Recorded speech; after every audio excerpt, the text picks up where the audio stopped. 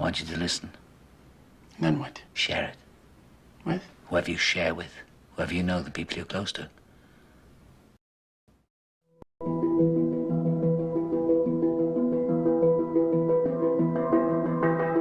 Tonight's talk is consciousness, creativity, and the brain.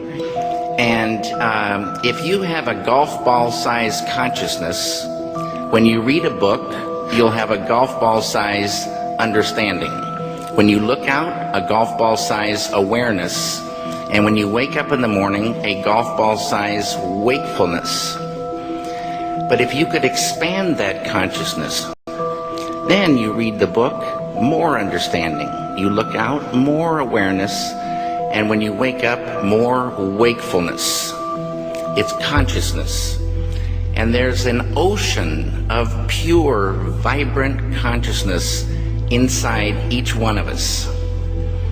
And it's right at the source and base of mind, right at the source of thought, and it's also at the source of all matter. There is no matter as such. All matter originates and exists only by virtue of a force which brings the particle of an atom to vibration and holds this most minute solar system of the atom together. We must assume behind this force the existence of a conscious and intelligent mind. This mind is the matrix of all matter. Matter seems like a good place to begin. The solidity of the world seems totally indisputable. As a fixed thing that you can see and touch, your body is also reassuringly solid. But beginning with Einstein, modern physics has assured us that this solidity is a mirage. All of physical matter, everything we have around us, is the result of a frequency. And what that also means is that if you amplify the frequency, the structure of the matter will change.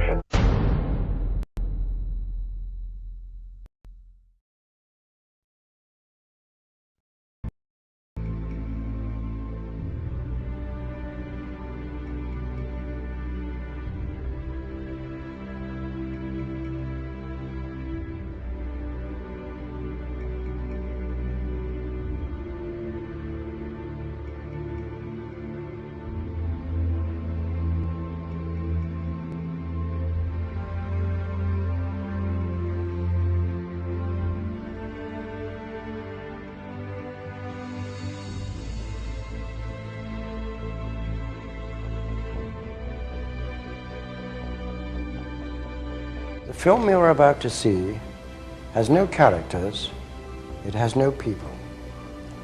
It's a film to describe to you and explain visually the effect of cymatic frequencies on texture, structure, water, oil. You will see many things that answer many questions. You will see living forms, living amoeba, almost animal-like creatures. You will see continents being formed, the earth itself coming into existence, explosions, eruptions, atomic explosions, and bombs. You can see all this and watch it before your eyes. But everything owes its existence solely and completely to sound. Sound is the factor which holds it together. Sound is the basis of form and shape. In the beginning was the Word, and the Word was God. We are told that this is how the world began and how creation took shape. If we put that into the modern idiom and say that into the great voids of space came a sound, and matter took shape. Please watch carefully.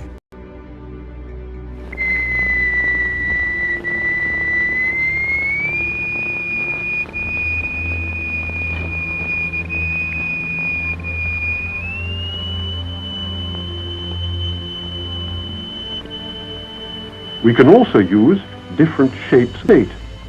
Here we have a triangular plate with a crystal attached to its underside and produce a sonorous figure. We change to a higher note and see a rather more complicated figure.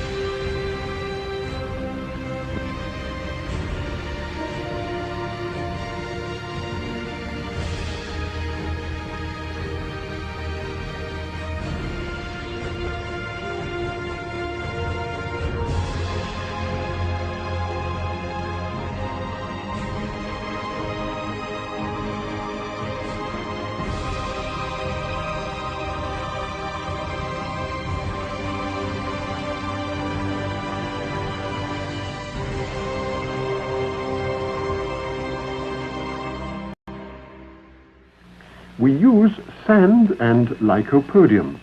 The lycopodium moves to the center of the fields and takes up circular shapes. The sand forms the lines.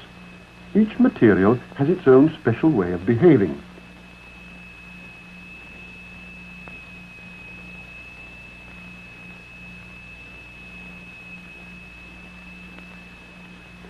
Lycopodium alone, a sonorous figure,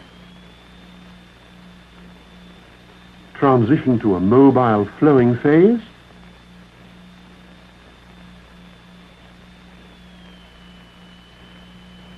and back again to the figure.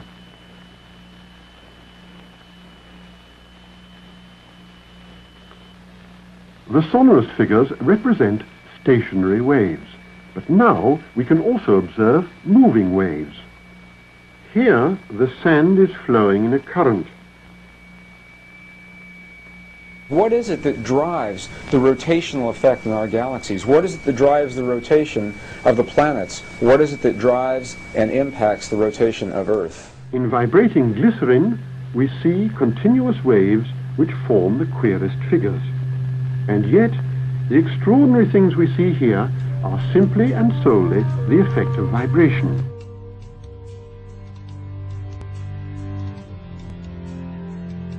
Now, what we've seen up until now are single signals, single frequencies projected in the matter.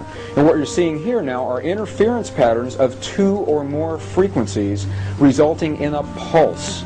The pulse of the human heart, the pulse that drives the blood through the veins in your bodies. What is your heart responding to? Where does that pulse come from?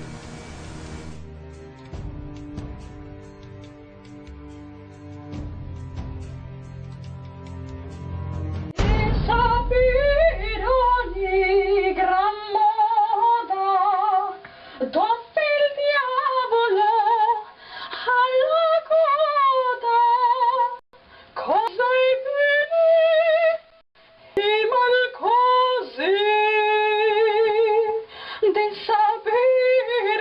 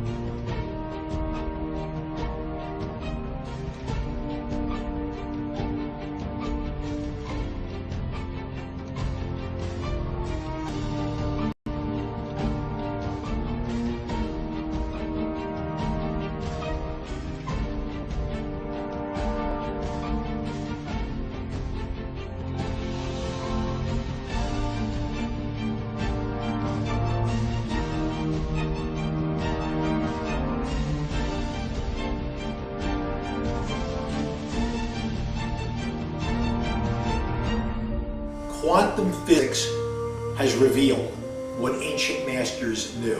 Matter does not exist. The concept of substance arose from the philosophy of Aristotle, and from that concept came science's conception of matter. The fact of the matter is that the substance of the universe is consciousness. Belief that the substance of the universe is matter leads to what I call a fear-greed dichotomy, as people in their quiet desperation attempt to accumulate as many material possessions and riches as possible. In fact, the substance of the universe is consciousness. Therefore, it is behavior that is important.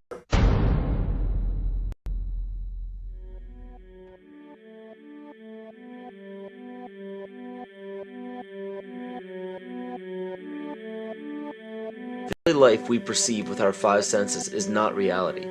Quantum physics has shown that space and time are illusions of perception. Therefore, our bodies cannot truly be a reality if they occupy this space. Rutherford performed an experiment in Manchester that revealed to him the shape of the interior of an atom. Scientists were shocked to discover that the atom is almost entirely empty space. The question then became, how could this empty atom possibly make the solid world around us? Our true consciousness does not exist in our brains or in our bodies. But this illusion of our individual bodies, along with the misinformation of our true origins, has manifested the idea that we all think independently from one another.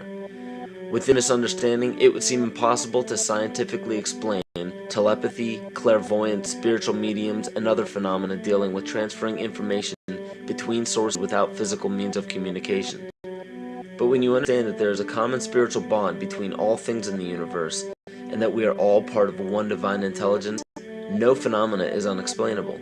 The blank matter within the most basic building blocks of perceivable existence is malleable and molded by intent.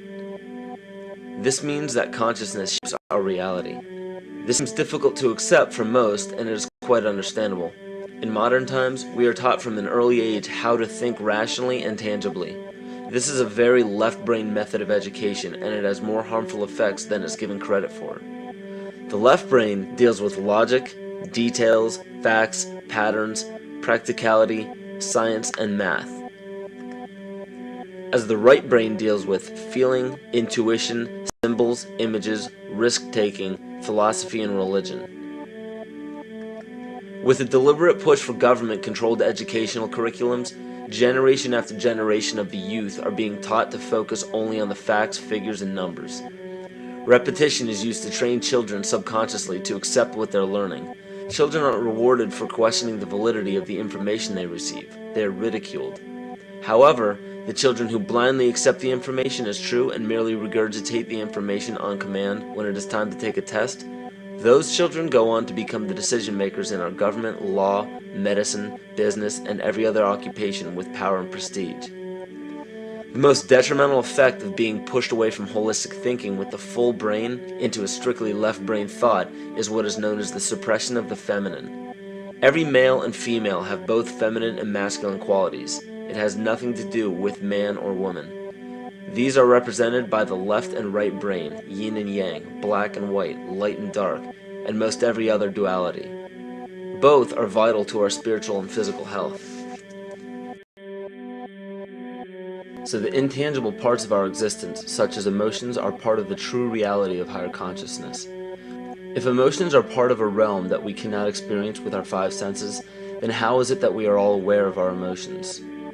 What most people believe to be emotions are not truly the emotion itself. What we are experiencing is the physical manifestation of these emotions. Anger causes disturbance in the psyche, which manifests itself in the ego. These manifestations cause the heart rate to increase, body temperature to rise, and spawn many other physical traits that signify anger. Just as music from the radio is a physical manifestation of an intangible signal, our experience of emotion is the physical manifestation of an intangible signal as well.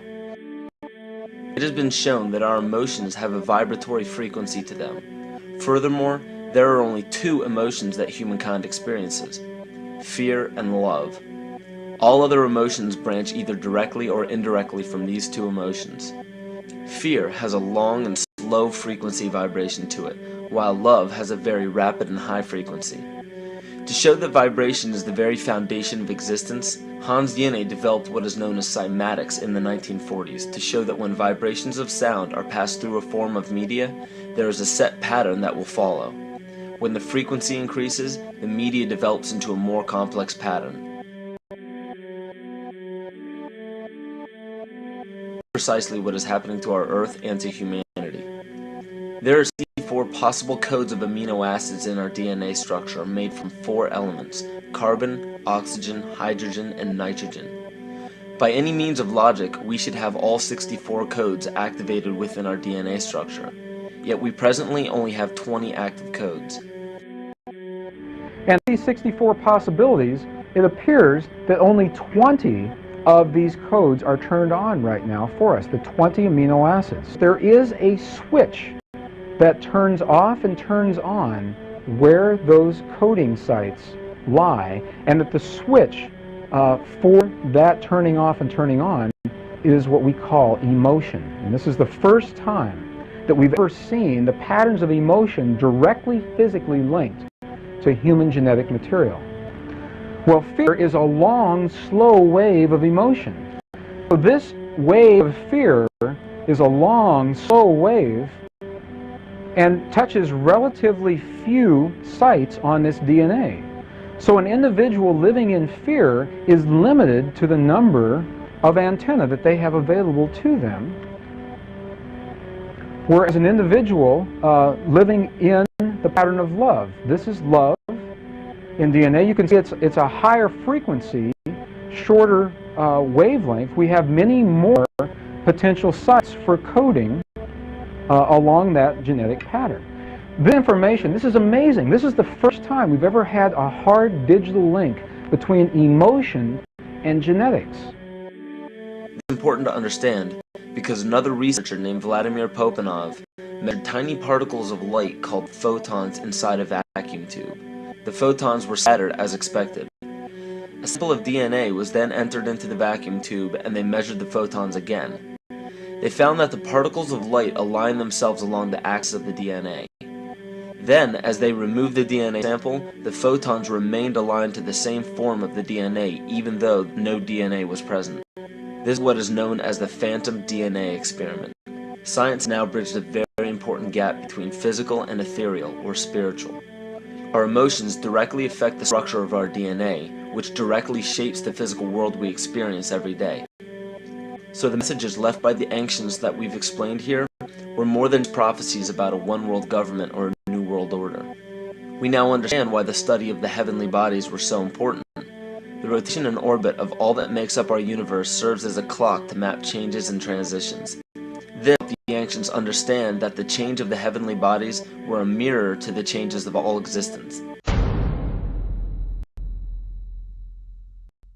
Bakerly Department Chairman, Chemistry, University of California, Berkeley, showed that DNA acts as an antenna for cellular upregulation. The primary function they taught us about what DNA is about. It's a receiver and transmitter of photons, light and phonon sound. For what? Cellular upregulation, meaning that they're water molecules, the pyramid power around the DNA spiral energizing strands are taking in the spiritual energy of love vibrations and then sending it out for manifesting, precipitating in a quantum field, the physical matter of the body.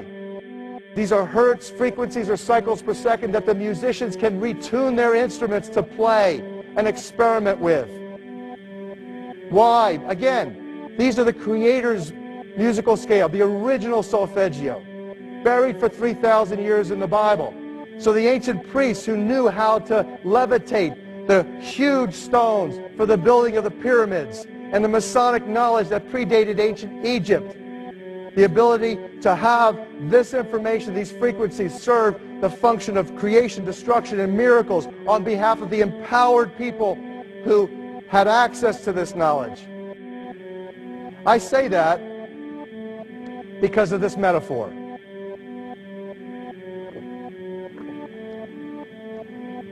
This is the difference between the power of our Creator and anything else, particularly evil. That you can go into a pitch black room full of evil, full of darkness, and light a little candle, and instantly that darkness flees.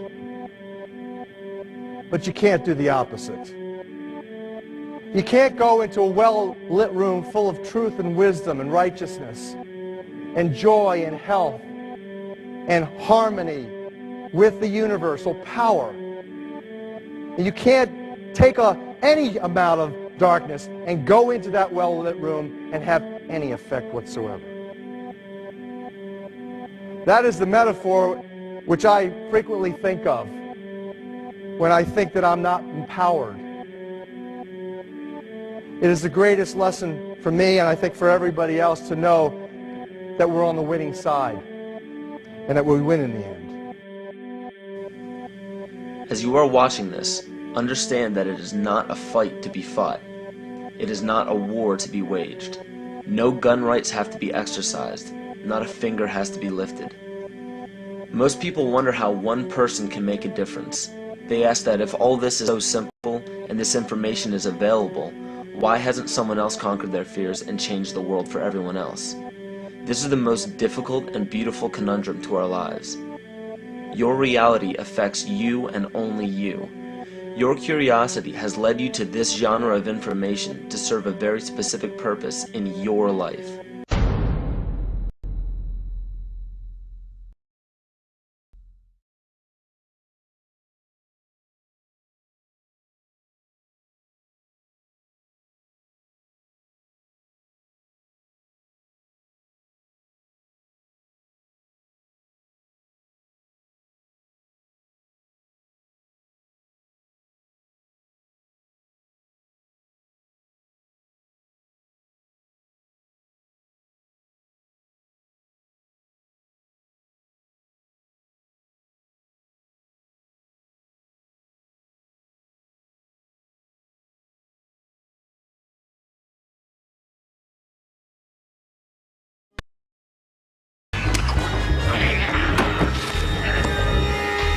So who is in control? Huh? Are you?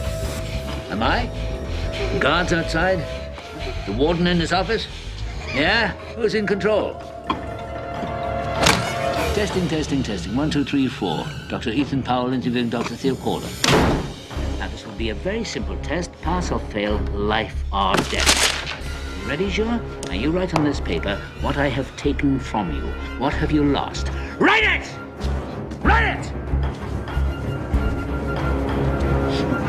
Wrong! You never had control. You only thought you had it. An illusion, tabby bourgeois. And what do you control? For sure, huh? The volume in your stereo, the air conditioning in your car? What else? What else? All right. Another chance. You were nervous. Too much pressure. Try again. What have you lost? What did I take? Write it. Write it!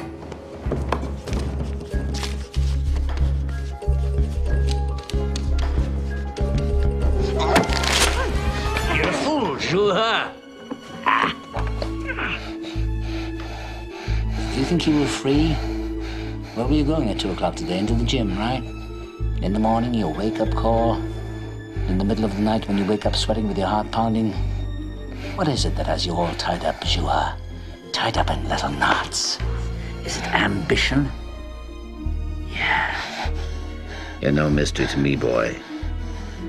I used to be you.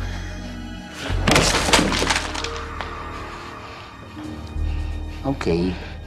One last chance. You think I won't do it? That's one psychiatrist less to the world. I'm already deep in the pit, so what can they do to me? Last try. Get it right. What have you lost? What did I take from you? Write it.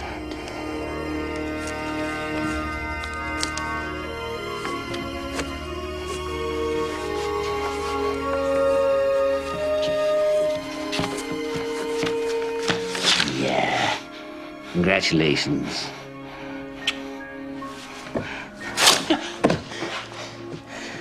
You're a student after all. And you've lost nothing but your illusions and a little bit of skin. I want to finish this. Finish what? Telling you what I know. What makes you think what you know is any different than what other people know? I had different teachers.